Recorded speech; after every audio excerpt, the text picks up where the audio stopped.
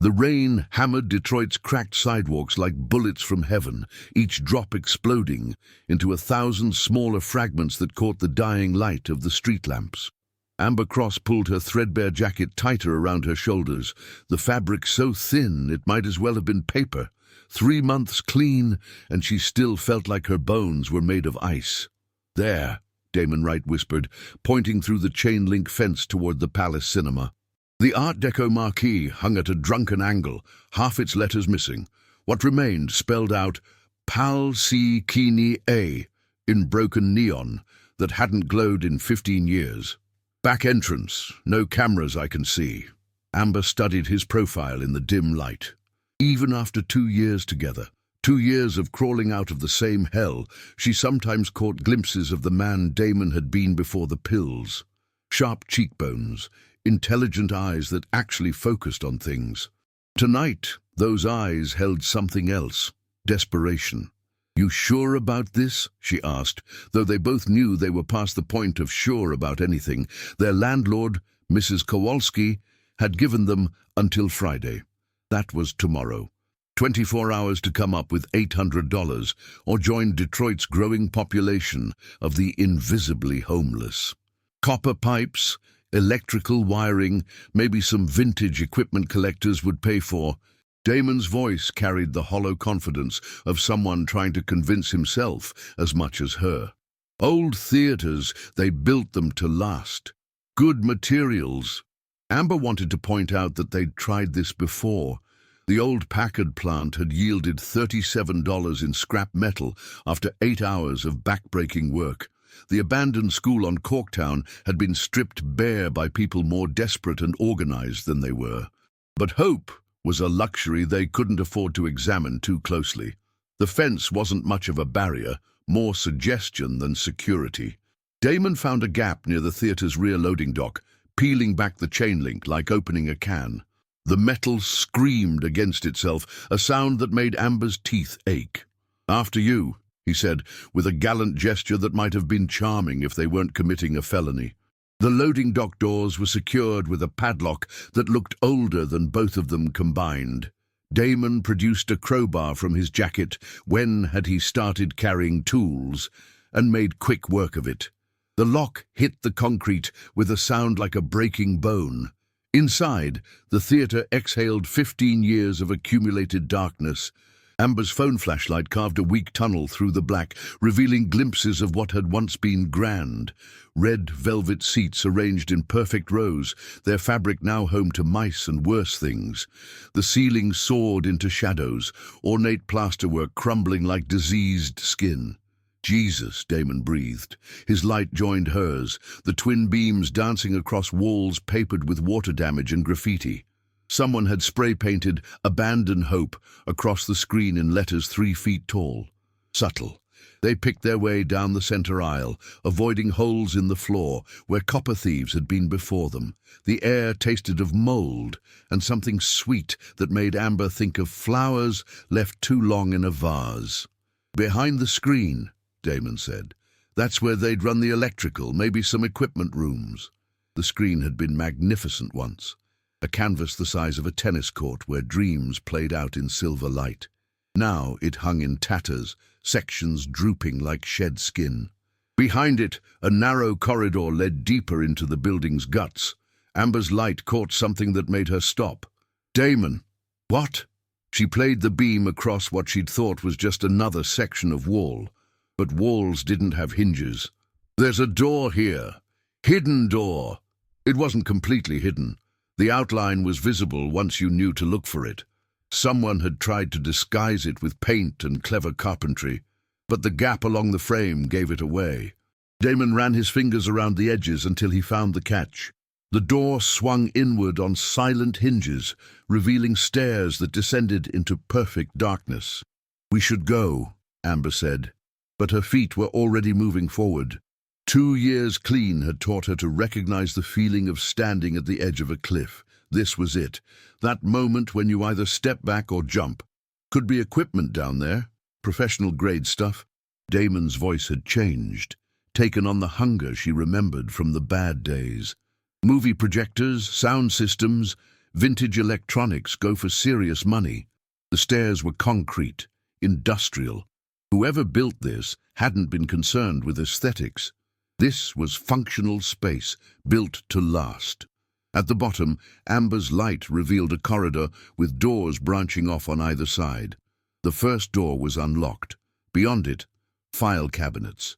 Dozens of them, arranged in neat rows like tombstones in a cemetery. Each drawer was labeled with dates going back 30 years. What the hell? Damon opened the nearest drawer. Manila folders, hundreds of them, each tab marked with a case number and date. He pulled one at random. Look at this. Crime scene photographs spilled across the floor like a deck of cards dealt by death itself. A living room painted in blood. A kitchen where someone had died violently. Bodies twisted into positions that spoke of final, terrible moments. Amber's hand shook as she picked up one of the photos. The victim was a young woman, maybe 25. Beautiful once. Now she was evidence in someone's filing system. "These are police files," she whispered. "But why are they here?" Damon was already moving to another cabinet, pulling drawers open with increasing urgency. "Look at the dates. Some of these cases, they were never solved. I remember this one from the news." He held up a photo of a burned-out house. "The Martinez family fire, 2003. They never found who did it. We need to leave." Amber's voice sounded distant, like it was coming from someone else. This is stolen evidence. Police evidence." But Damon wasn't listening. He'd found something that made his face go white. A folder marked Wright, Samuel, 1998. His hands trembled as he opened it. "My father," he said. Amber moved to his side, saw the photographs that had drained the color from his face. Samuel Wright in his police uniform, standing beside a patrol car. But these weren't official department photos. These were surveillance shots, taken from a distance.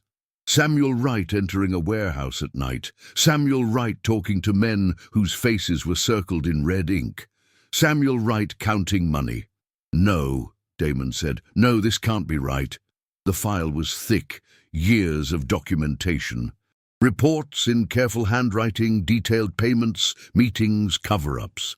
Samuel Wright, 15-year veteran of the Detroit Police Department, decorated officer and father of 3, had been on the payroll of Vincent Torino's organization for over a decade. But that wasn't the worst part. The worst part was the section labeled Executions. Photographs showed bodies in abandoned lots, victims of what the newspapers had called gang violence. But the handwritten notes told a different story. Samuel Wright hadn't just been taking money. He'd been killing people, rivals, witnesses, anyone Vincent Torino needed to disappear. "Your dad wasn't dirty," Amber said carefully. "He was a hero cop. You told me." "I know what I told you." Damon's voice was barely human. "I know what I believed." The memorial service, when Samuel Wright died of a heart attack in 2010, had drawn hundreds of cops from 3 states. They'd called him a champion of justice, a man who stood between the innocent and the wolves. The mayor had named a street after him. "Someone's been watching him," Amber said, studying the surveillance photos. "Building a case." She opened another file at random. Then another. Each one documented corruption, cover-ups, evidence tampering. Decades of it, all carefully catalogued and stored in this hidden room beneath a dead theater. This is someone's life work, she realized. Someone's been collecting dirt on half the Detroit Police Department. That's when they heard the footsteps upstairs, heavy boots on the theater floor above them, moving with purpose. Not the hesitant steps of urban explorers or copper thieves. These were the steps of someone who knew exactly where they were going. Amber and Damon froze, their lights suddenly feeling like screaming neon signs.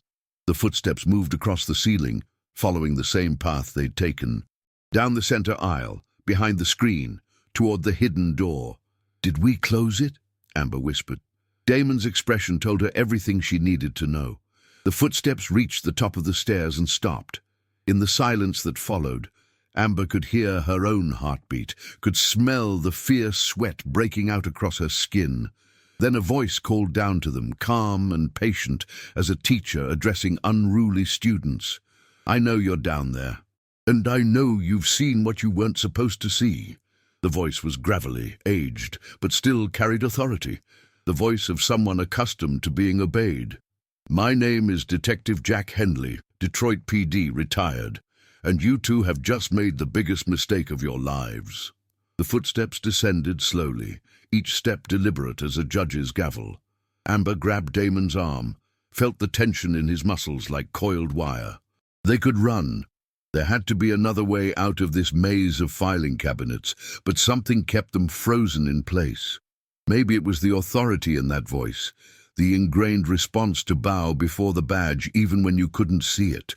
Jack Henley appeared at the bottom of the stairs like a ghost materializing from shadow.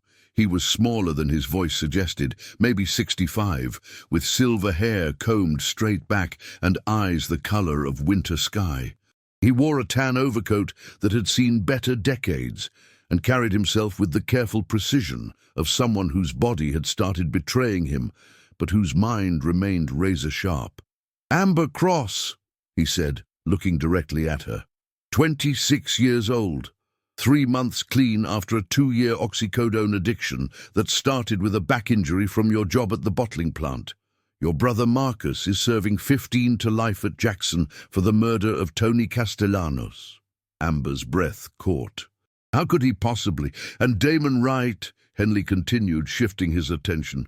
28, son of the late Samuel Wright, who you believed died a hero. His lips curved into something that wasn't quite a smile. "I'm sorry you had to learn the truth this way. Although perhaps it's fitting that you discovered it here, in the room where I spent 15 years documenting your father's crimes." "You're lying," Damon's voice cracked like a teenager's. "My father was a murderer." Henley moved deeper into the room, his footsteps echoing off concrete walls. 17 confirmed kills between 1995 and 2009, maybe more. Vincent Torino paid him $50,000 per execution, plus a monthly retainer of 10 grand. Your college tuition, your sister's wedding, that nice house in Grosse Pointe your mother still lives in, all paid for with blood money. Damon lunged forward, but Amber caught his arm. Something in Henley's calm demeanor warned her that violence would be a mistake. "Easy, son." Henley's hand moved to his coat pocket, a casual gesture that somehow seemed loaded with threat. "I understand your anger. It's natural to want to shoot the messenger when the message is ugly." "Why?" Amber found her voice. "Why collect all this? Why store it here?" "Because someone had to." Henley gestured at the rows of filing cabinets like a curator showing off his collection. 37 years on the force, and I watched it rot from the inside. Good cops driven out, evidence disappearing, cases buried. Detroit's finest selling their badges to the highest bidder while the city burned around them. He pulled a file from the nearest cabinet, opened it with practiced ease. Detective Maria Santos, currently running the Organized Crime Task Force, on Vincent Torino's payroll since 2015.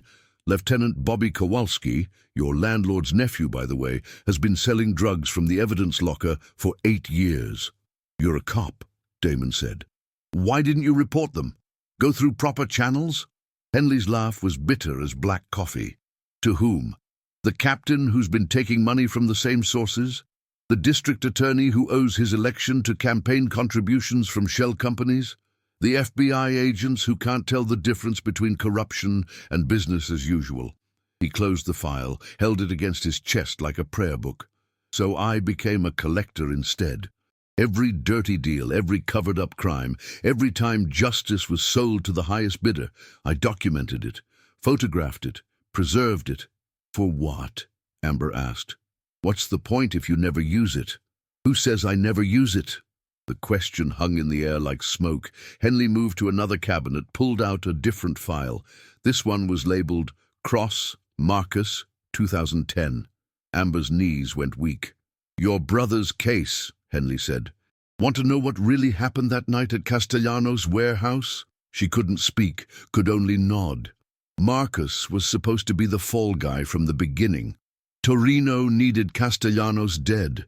The man was skimming too much, getting too greedy. But Torino couldn't do it himself without starting a war. So they set up Marcus. Anonymous tip, called in his location, planted evidence, made sure the first cops on scene were dirty. Henley opened the file, showed her crime scene photos she'd seen at the trial. But now he pointed out details that had been overlooked or ignored. The angle of the bullet wounds, the position of Marcus's fingerprints on the gun, the timeline that didn't quite add up. The murder weapon came from the evidence locker, he continued. Stolen 6 months earlier from a different case. The witness who placed Marcus at the scene was a confidential informant with 3 outstanding warrants. Warrants that mysteriously disappeared after his testimony. "You have proof of this?" Damon asked. "I have everything. Audio recordings of the planning meetings, financial records showing payments to witnesses. Hell, I have video of Detective Santos planting the gun in Marcus's car." Amber felt like she was drowning in light, every certainty she'd held about her brother's guilt dissolving like salt in water. "Then why didn't you use it?" Henley's expression softened slightly. "I tried 3 times. Each time the evidence disappeared from official channels. Witnesses recanted. Judges found reasons to exclude it from consideration. The system protected itself, like a body fighting off infection." He replaced the file in its proper position, a gesture so careful it seemed almost reverent. "That's when I realized the truth. You can't fix a corrupt system from within. You can only document its sins and wait for the right moment to burn it all down." "And that moment is now?" Amber asked. "Maybe." Henley studied them both with those winter sky eyes. "Depends on what you two are willing to do with what you've learned." Damon was still processing, his worldview cracking like ice under spring sun. "All those years, I thought, I told people my father died serving his community." "He did die serving his community," Henley said. "Just not the community you thought. Vincent Torino's community, the community of predators and parasites that feeds on this city's corpse." "The heart attack," Damon said slowly. "Was it really?" "Natural causes, yes. Though the stress of knowing I was closing in on him might have been a contributing factor." Henley's tone was clinical, matter of fact.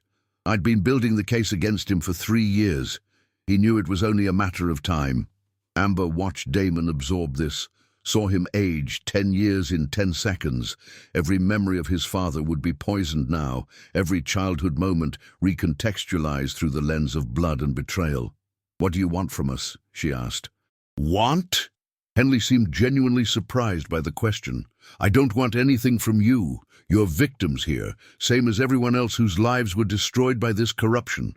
The question is, what do you want?" He gestured toward the files surrounding them like a paper forest. "Justice for your brother, Amber. The truth about your father, Damon. I can give you both. But there's a price." "There's always a price," Damon said. "The price is simple. You help me make sure this information reaches the right people. The few remaining honest cops, federal investigators, journalists who can't be bought. We flood the zone with so much evidence that they can't suppress it all." Amber felt a flutter of something she hadn't experienced in years. Hope. Real, dangerous hope. "You're talking about bringing down the entire Detroit police hierarchy." "I'm talking about cleaning house," Henley corrected. "Burning out the infection so something healthy can grow in its place." "And if we say no?" Henley's expression didn't change, but something shifted in the air around them. "Then you walk away. Forget what you've seen here. Go back to your lives and try to pretend none of this exists." "Just like that?" "Just like that." He paused. "Of course, accidents happen. Ex-addicts relapse. Couples have domestic disputes that turn violent. Sometimes people just disappear." The threat was delivered so casually it took a moment to register. When it did, Amber felt ice crystals forming in her bloodstream. "You're threatening us," Damon said. "I'm explaining reality," Henley replied. 37 years on the force teaches you that knowledge is dangerous, especially knowledge like this. The people documented in these files, They're still out there, still in positions of power, still willing to do anything to protect their secrets. He moved closer, and Amber caught a scent that reminded her of funeral homes, formaldehyde and flowers, and the deep, settled smell of death. "But here's the thing about secrets," Henley continued. "They're only dangerous if you're the only one who knows them. Share them with enough people, and they become weapons instead of liabilities." "How do we know you won't just kill us anyway?" Amber asked. "After we've helped you?" "Because dead martyrs are much more dangerous than live conspirators." Henley's smile was genuine this time, almost grandfatherly. "Besides, I'm 73 years old with stage 3 prostate cancer. I don't have time to waste on unnecessary murders."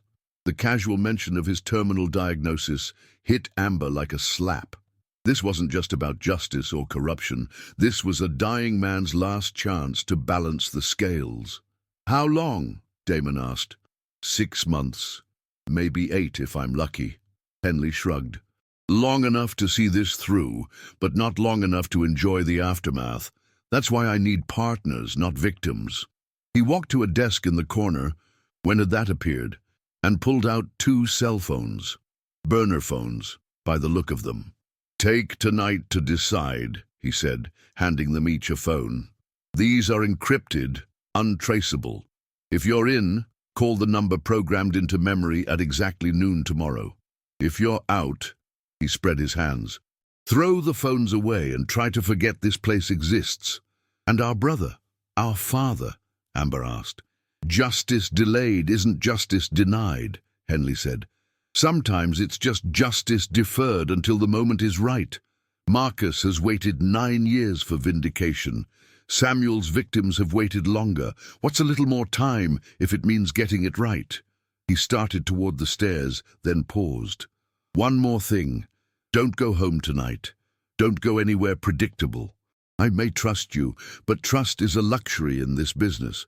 Others have been watching you since you entered this building." "Others?" Damon's voice was tight. "My former colleagues have good instincts," Henley said. "They know I'm up to something, even if they don't know what. Breaking into an abandoned building on the same night 2 desperate ex-addicts disappear.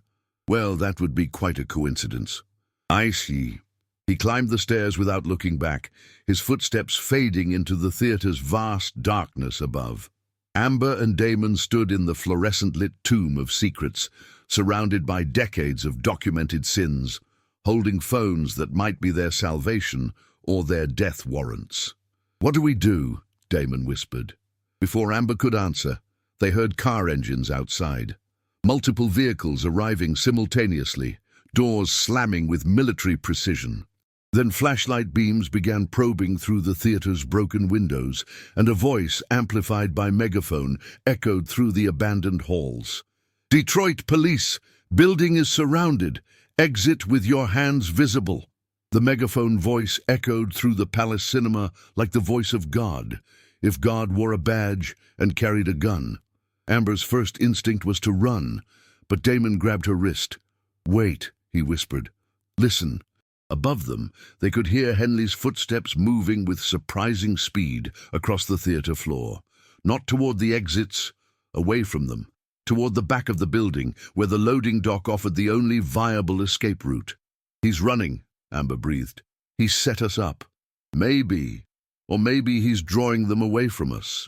The distinction seemed academic when flashlight beams began dancing down the stairwell like deadly fireflies. Heavy boots followed, at least 3 sets, moving with the practiced coordination of a SWAT team. "There's got to be another way out," Damon said, scanning the basement with desperate eyes. "Service tunnels, maintenance corridors, something." Amber was already moving, following a narrow passage that led deeper into the building's bowels. Behind them, voices grew louder, clearer. "Clear the first level. Basement access located. Watch the exits. No one leaves without authorization." The passage opened into a mechanical room filled with ancient boilers and water heaters, the building's circulatory system long since dried up and forgotten. Amber's phone light revealed a grate in the far wall, partially hidden behind a defunct furnace. Storm drain, Damon said, understanding immediately. These old buildings, they all connect to the city's drainage system. The grate was secured with rusted bolts that crumbled at the first touch of Damon's crowbar. Beyond it, a tunnel stretched into darkness, just wide enough for a person to crawl through if they didn't mind the intimate embrace of concrete and decades-old sewage residue. Ladies first, Damon said with gallows humor. Amber was halfway into the tunnel when the lights in the mechanical room blazed to life behind them. Someone had found the electrical panel, restored power to this forgotten corner of the theater. She heard Damon curse, then the sound of his body scraping through the opening behind her. "Movement in the mechanical room!" a voice shouted. "They're in the drainage system!" The tunnel was a nightmare of claustrophobia and filth, but it carried them away from the immediate danger. Amber crawled through ankle-deep water that she tried not to think about, her phone light revealing rats that scattered like grey phantoms.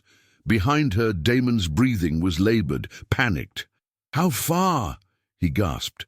"I don't know. Just keep moving." The tunnel branched, then branched again. Detroit's underground was a maze that had been built and rebuilt for over a century, layers of infrastructure stacked like geological strata. Amber chose passages at random, trusting to luck and the basic principle that any direction away from the theater was better than staying put. When they finally emerged, it was through a storm drain 3 blocks away, in an alley behind a closed auto parts store. The rain had stopped, but the air still tasted of electricity and ozone. They sat on the wet asphalt, gasping like landed fish, covered in substances they didn't want to identify. "Well," Damon said eventually, "that was fun."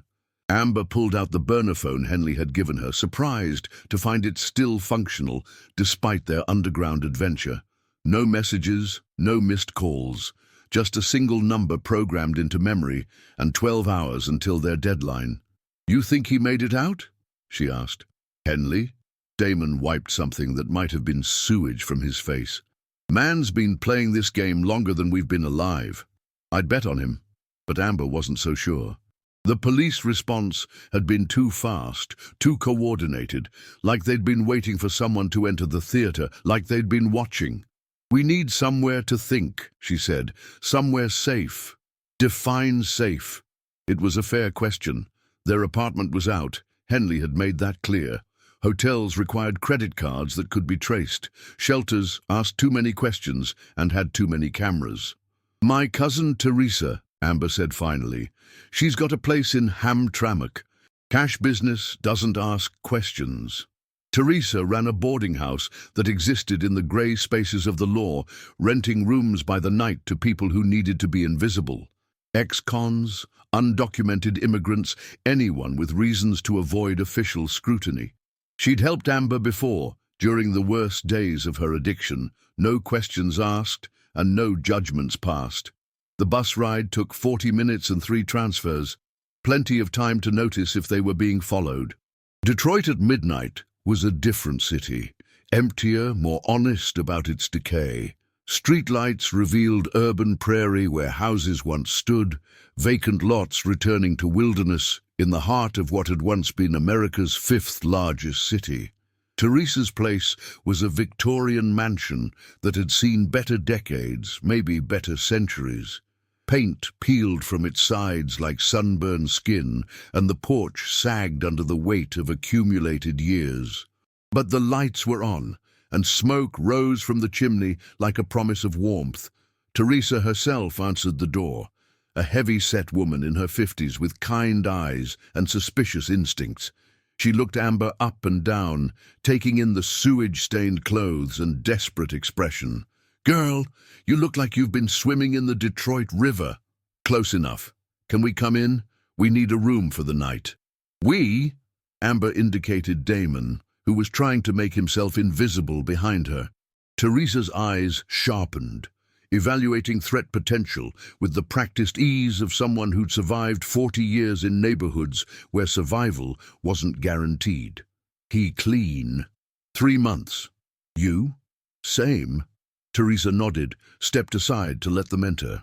The boarding house smelled of cooking oil and disinfectant, institutional odors that somehow managed to be comforting.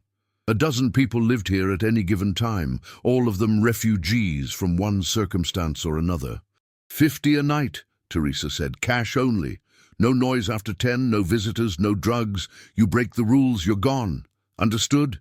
Amber counted out the money from their dwindling reserves, money they'd been saving for rent, now redirected toward survival.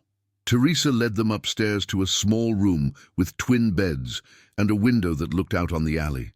It wasn't much, but it was clean and warm, and most importantly, off the grid.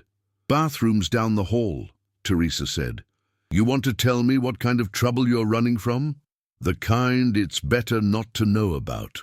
Teresa studied her for a long moment, then nodded.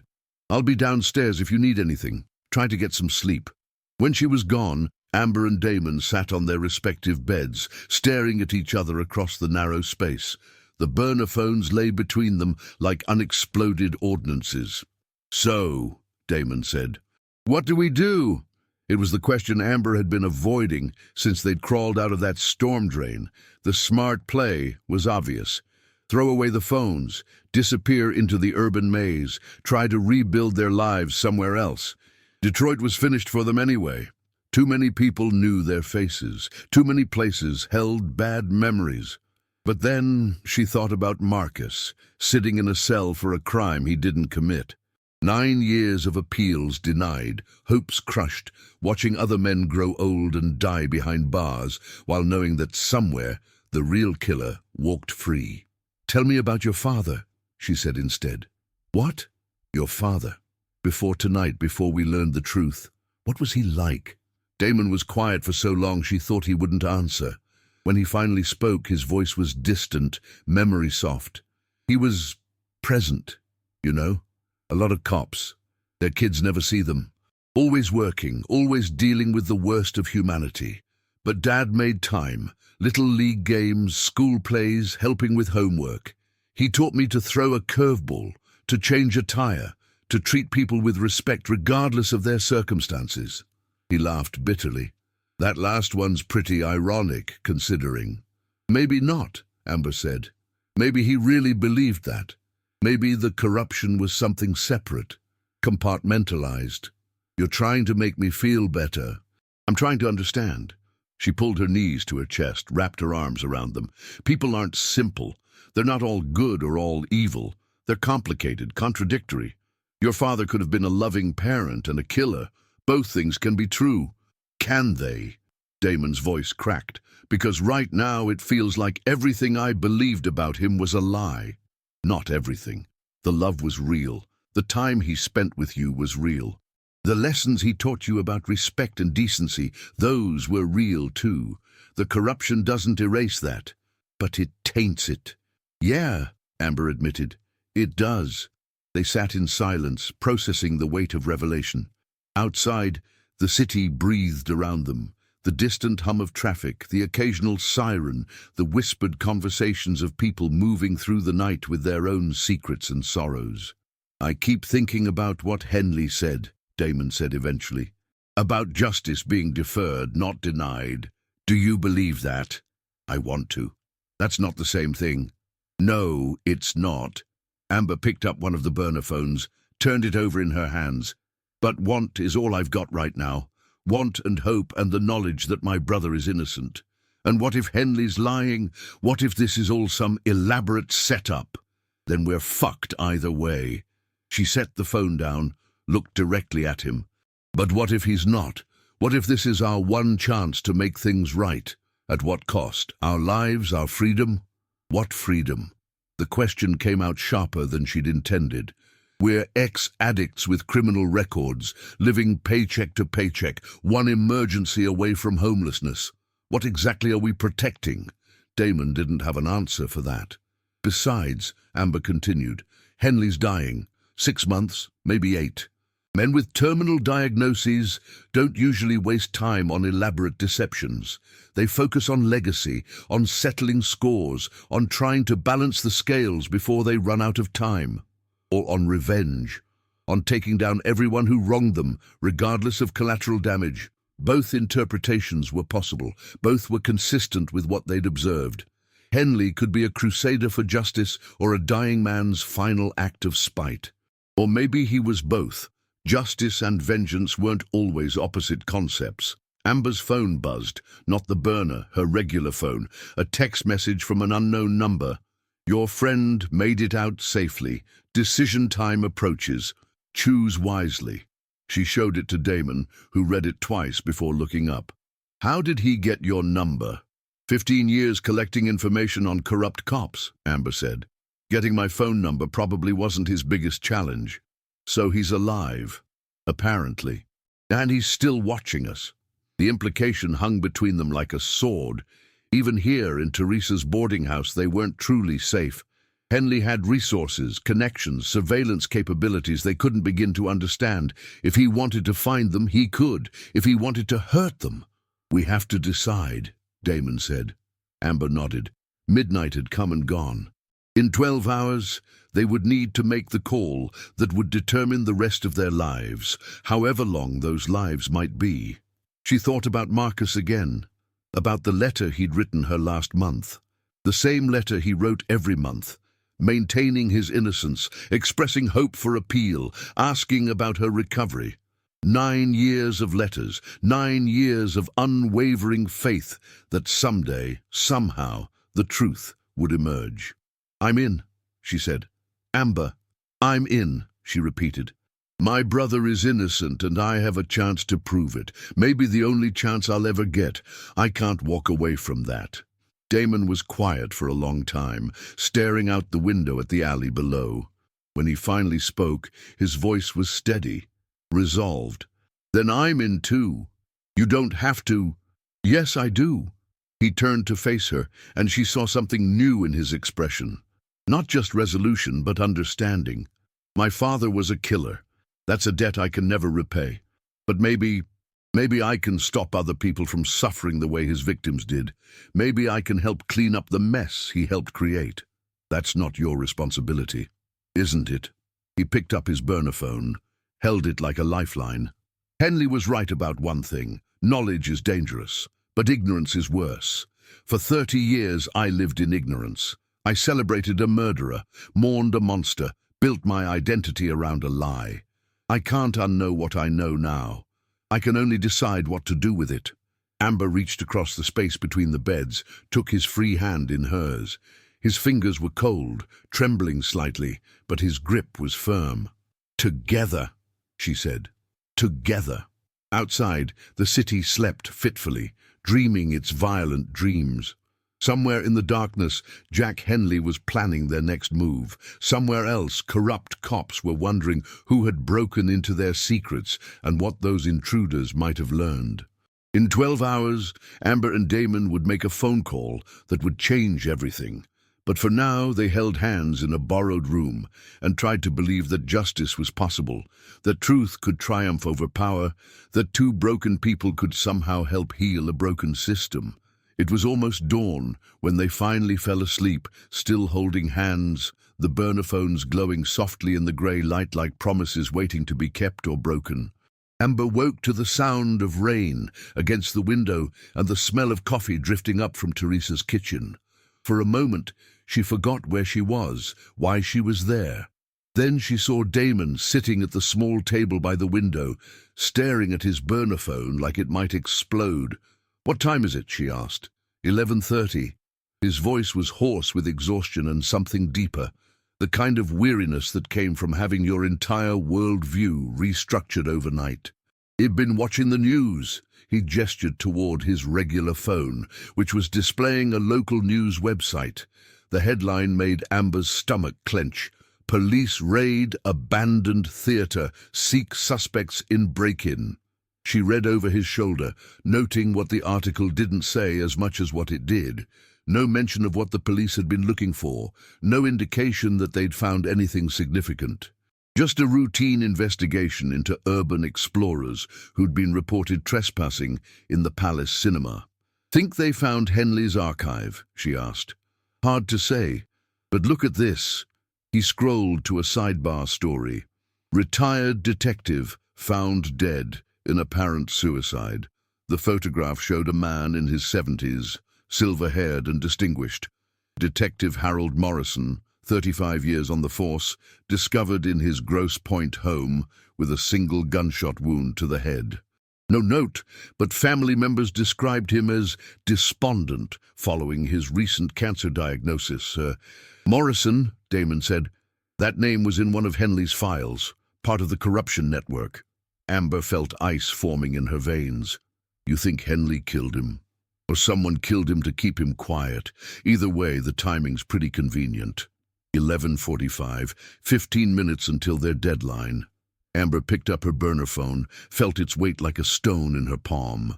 Everything they'd planned, everything they'd decided in the grey light of dawn, it all came down to a single phone call.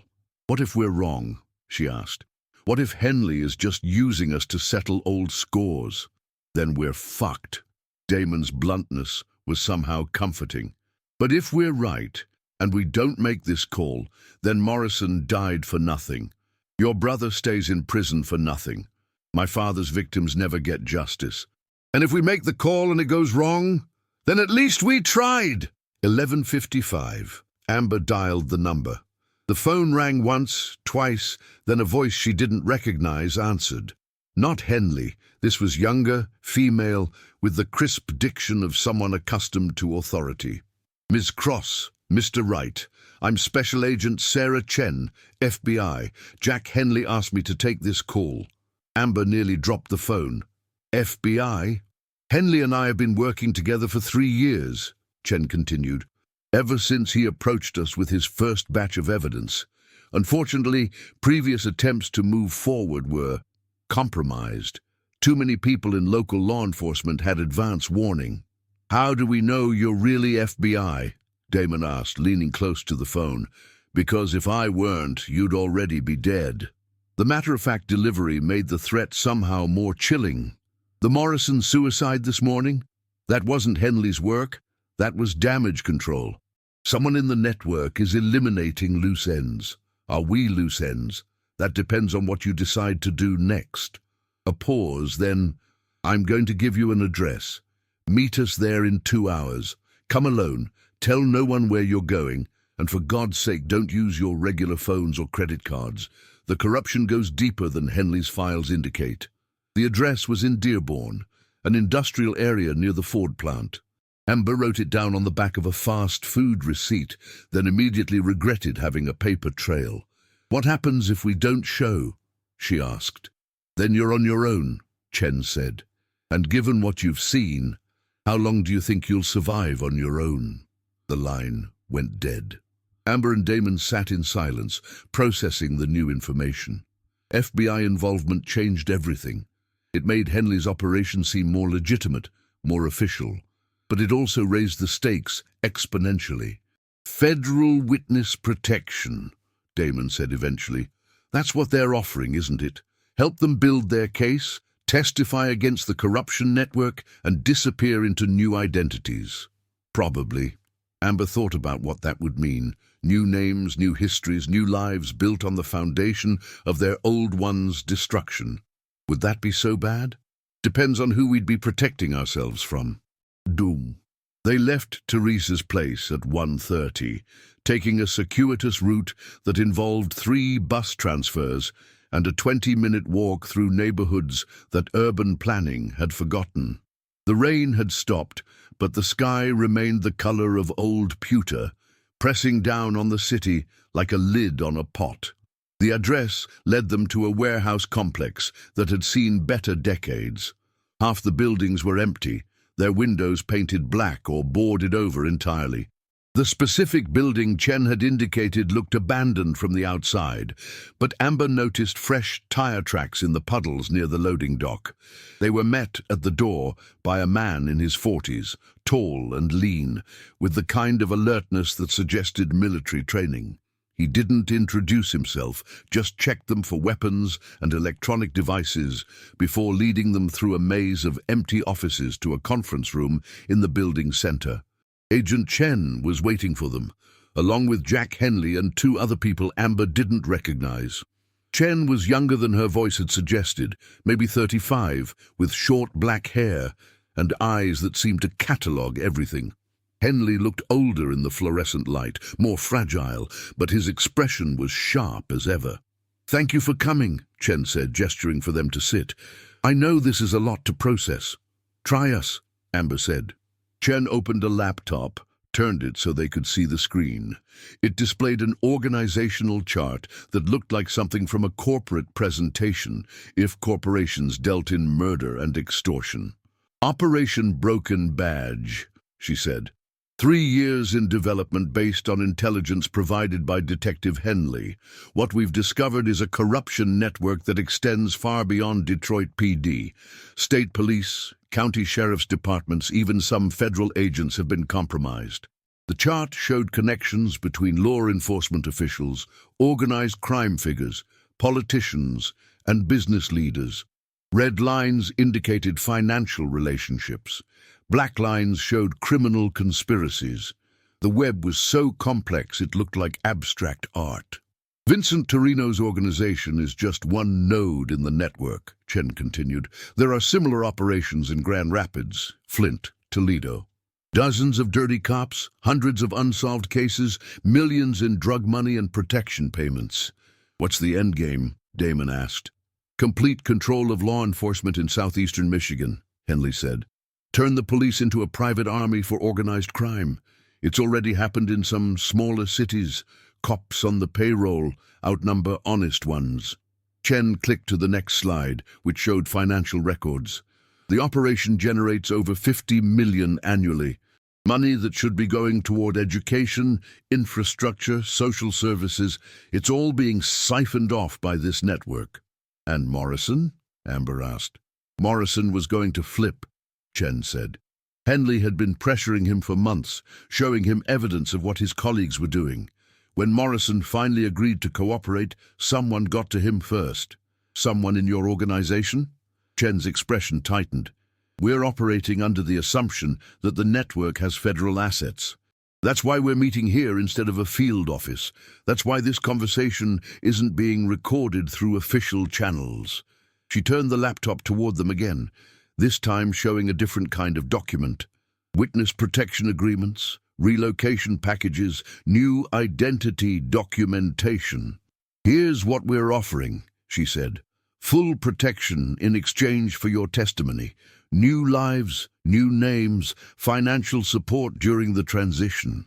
All we need is your cooperation in building cases against the network's leadership." "What kind of cooperation?" Damon asked. "Wearing wires, setting up meetings with corrupt officers, documenting conversations and transactions." Chen's tone was clinical, but Amber caught something else underneath: desperation. "The evidence Henley collected is extensive, but it's mostly circumstantial. We need direct proof of ongoing criminal activity."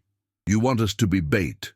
"I want you to be heroes," Henley said. "This is bigger than your individual situations. This is about saving a city from complete criminal capture." Amber studied the organizational chart, trying to process the scope of what they were being asked to fight. "How many people are we talking about? How many corrupt cops?" "In Detroit alone, maybe 60 active officers, plus another 20 in supervisory positions." Chen highlighted sections of the chart as she spoke. "But the network extends to state and federal levels. We're looking at potentially hundreds of compromised law enforcement personnel." "And they all want us dead?" "They want you silent," Chen corrected. "Dead is just one way to achieve that."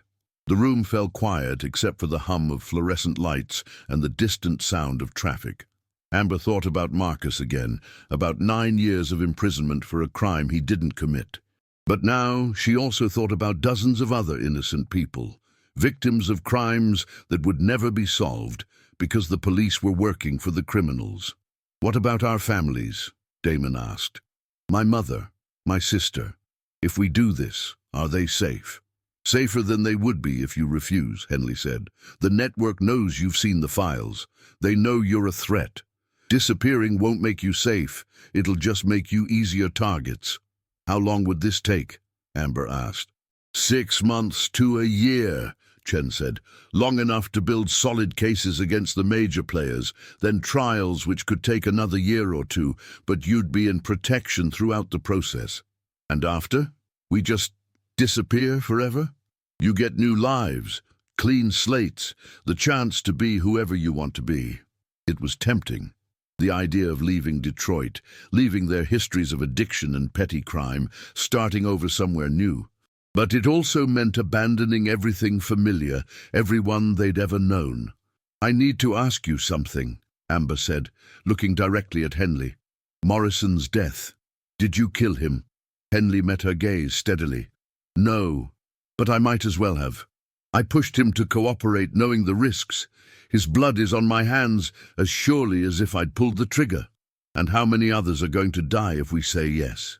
Fewer than will die if we say no, Chen interjected. This network has been operating with impunity for over a decade. Every month we delay, more people disappear, more cases get buried, more families lose loved ones to a system that's supposed to protect them. Amber looked at Damon, saw her own conflicted feelings reflected in his expression.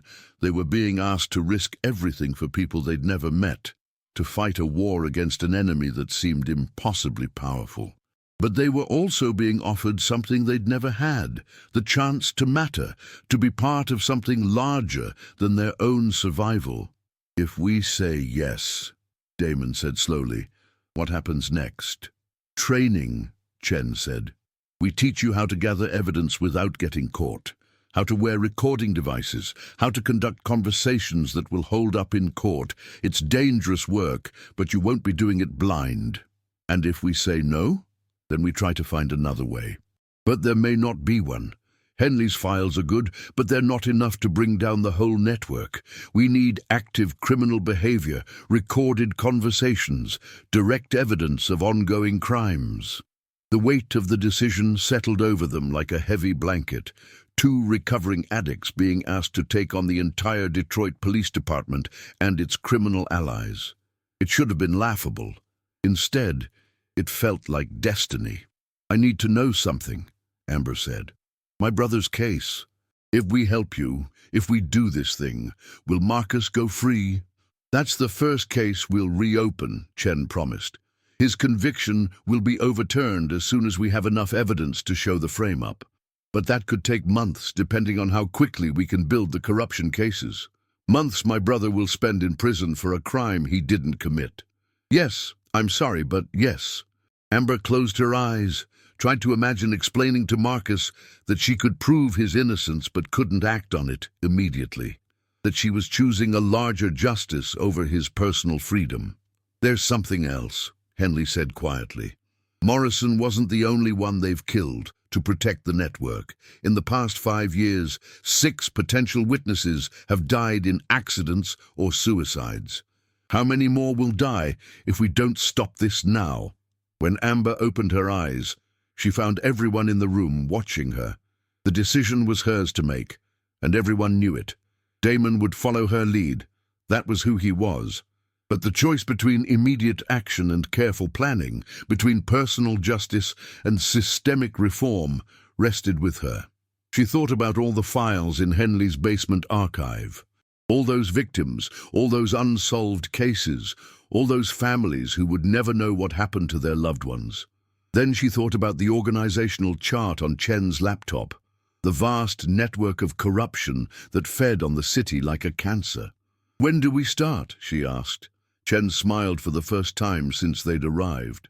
Tomorrow, we'll set you up in a safe house, begin your training, and start planning the first operation. What's the first operation? Getting you close to Detective Maria Santos, Chen said, the woman currently running the Organized Crime Task Force, and one of Vincent Torino's most valuable assets. If we can get her on tape discussing the corruption network, we can start unraveling the whole thing. And how exactly do we get close to a detective? Chen's smile turned predatory. By getting arrested. Outside, the Detroit sky was the color of old blood, and somewhere in the distance, sirens wailed their eternal song of urban decay. But inside the warehouse, plans were being made, justice was being plotted, and two broken people were preparing to become something they'd never imagined, heroes, even if it killed them. 6 weeks later, Amber stood in the bathroom of Mickey's Tavern, staring at her reflection in a cracked mirror and trying not to vomit. The wire taped to her ribs felt like a snake coiled around her chest, the tiny microphone between her breasts, a cold accusation against her skin. In 20 minutes, she would walk into the main bar and order a drink. In 25 minutes, Detective Maria Santos would arrive for what she thought was a routine meeting with a confidential informant. In 30 minutes, Amber would either be dead or have enough evidence to bring down the largest police corruption network in Detroit's history. "You ready for this?" Damon's voice came through the nearly invisible earpiece Chen's tech team had fitted her with. He was positioned across the street in a surveillance van, watching through long-range cameras, ready to call in backup if things went sideways. "No," she whispered to the mirror, "but let's do it anyway." The past 6 weeks had been a crash course in espionage, law enforcement, and the delicate art of staying alive while surrounded by killers. Chen's team had been thorough, professional, and utterly ruthless in their preparation. They taught Amber how to modulate her voice to hide nervousness, how to ask leading questions without seeming suspicious, how to position herself so the recording equipment would pick up conversations clearly. Most importantly, they taught her how to think like bait. The setup had been elegant in its simplicity. Using Henley's intelligence network, they'd arranged for Amber to be arrested on a minor drug possession charge, a small bag of pills planted in her purse during a random stop and frisk. Nothing that would raise suspicions, just another junkie caught with a few oxycodone tablets. But Detective Santos, who handled confidential informants for the Organized Crime Task Force, had been told that this particular junkie had information about Vincent Torino's operation. Information valuable enough to trade for reduced charges. "Target's approaching," Damon's voice crackled in her ear. Santos just pulled into the parking lot. Black Charger, tinted windows. She's not alone. 2 others in the car. Amber's stomach dropped.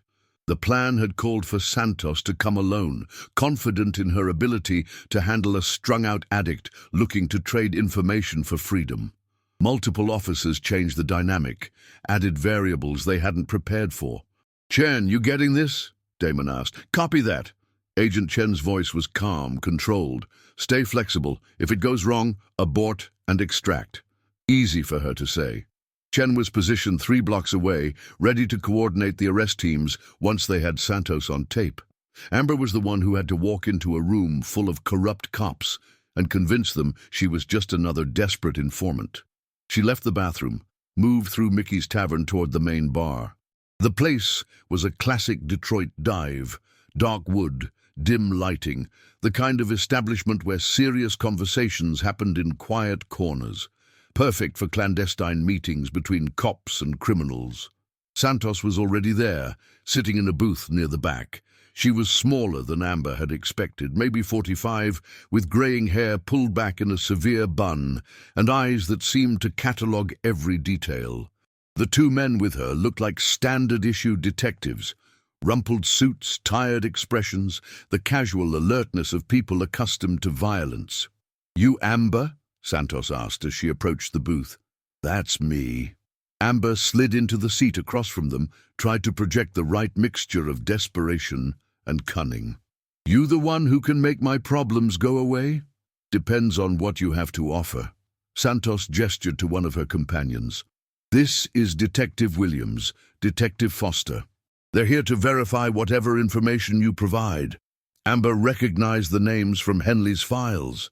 Williams had been taking money from Torino for 8 years. Foster was suspected of evidence tampering in at least 6 cases.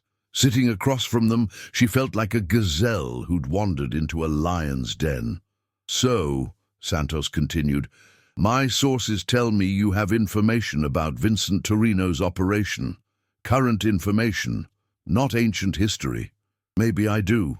Amber fidgeted with her hands, the way an addict would when nervous. "Depends on what you're offering in return." The drug charges disappear. Simple possession, you walk away clean. Santos leaned back, studied Amber with professional interest. But the information better be good. I don't have time to waste on junky fantasies. This was it, the moment of truth.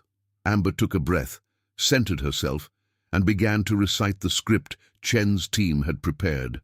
Torino's moving a big shipment next Tuesday. 50 kilos of heroin, coming up from Mexico through the usual channels. But here's the thing, he's got protection. Cops on his payroll, making sure the shipment gets through without interference. Santos's expression didn't change, but Amber caught a slight tension in her posture. What cops? Names, badge numbers, the whole thing. Amber leaned forward, lowered her voice. See, my boyfriend used to work for Torino. Did collections, enforcement, that kind of thing. Before he got himself killed, he kept records. Insurance, he called it. Your boyfriend's dead? 3 months ago. Overdose, they said. But I know better. He was getting nervous about the operation, talking about maybe flipping. Next thing I know, he's found in an alley with enough fentanyl in his system to kill a horse. It was a variation on the truth. Amber's actual boyfriend from her using days had died of an overdose, but not because of any connection to organized crime. The fictional records were Chen's invention, designed to make Santos believe there was documented evidence of police corruption. These records, Williams interjected, where are they now? Safe place. Somewhere Torino can't get to them. Amber met his gaze steadily. But I'm not stupid. I know how this works. I give you everything up front. I lose my leverage. I need guarantees. What kind of guarantees? Santos asked. Here was the crucial moment, the point where Santos would either maintain her cover as a legitimate cop or reveal her true allegiances. Amber chose her words carefully, giving Santos room to incriminate herself. I need to know the information won't get back to Torino, she said. I've heard stories, you know. Cops who are supposed to be investigating him, but really they're working for him. People who try to cooperate end up disappearing. Santos and her companions exchanged glances. A whole conversation seemed to pass between them in that silent moment. You don't need to worry about that, Santos said finally. We're very good at protecting our sources. How good? Good enough that Vincent Torino pays us to be good. The words hung in the air like smoke. Amber felt her heart hammering against her ribs, hoped the recording equipment was picking up every syllable.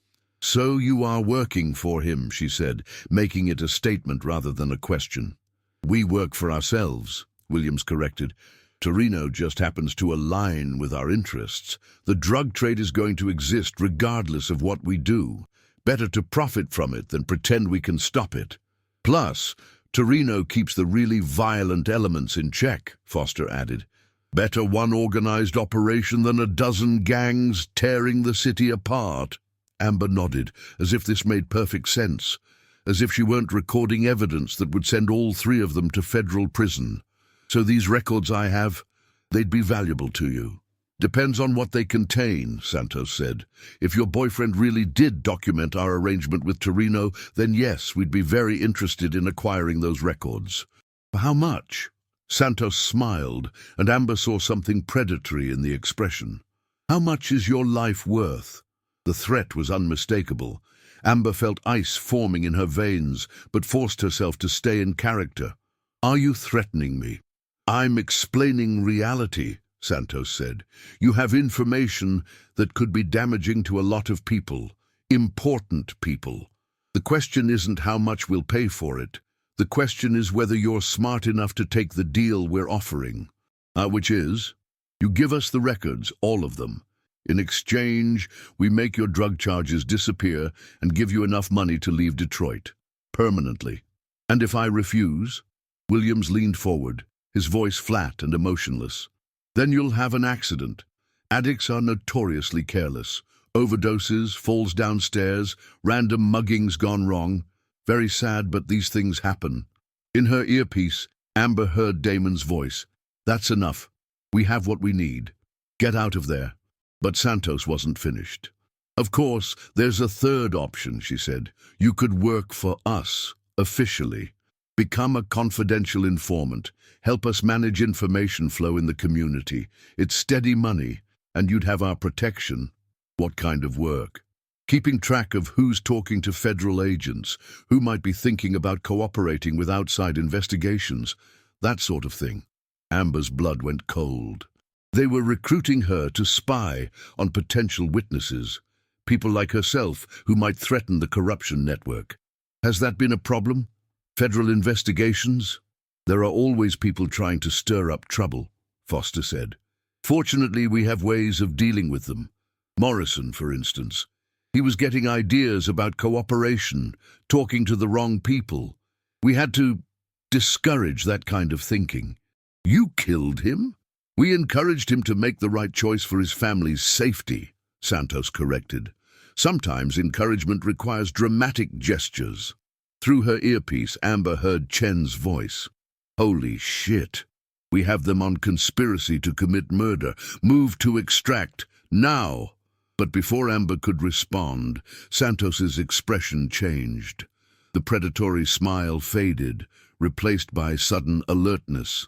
You're wearing a wire, she said. It wasn't a question. Somehow, Santos had figured it out. Maybe a tell in Amber's body language, maybe instincts honed by years of corrupt police work. I don't know what you're talking about, Amber said, but she could hear the fear in her own voice. Williams was already moving, sliding out of the booth to block her exit. Foster's hand moved inside his jacket, undoubtedly reaching for a weapon. Federal agents, Santos said calmly. This whole thing is a setup.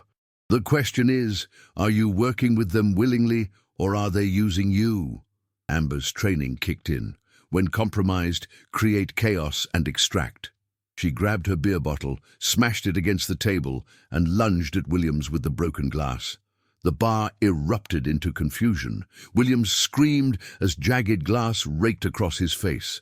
Foster drew his gun but couldn't get a clear shot with Amber grappling his partner. Santos was shouting into a radio, calling for backup. Federal agents! Damon's voice burst through the tavern door as he charged in with 3 FBI agents behind him. Everyone on the ground! What followed was 30 seconds of pure chaos. Gunshots, screaming, overturned tables, and the acrid smell of cordite. When the smoke cleared, Williams was on the floor bleeding from facial lacerations. Foster was handcuffed and unconscious, and Santos was backed against the bar with 5 federal agents pointing weapons at her.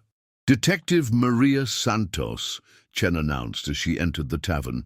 You're under arrest for conspiracy, murder, racketeering, and about 24 other federal charges. As Santos was cuffed and read her rights, she looked directly at Amber. This won't end with me, she said. The network is bigger than you know, deeper than you can imagine. You've won a battle, but the war is far from over.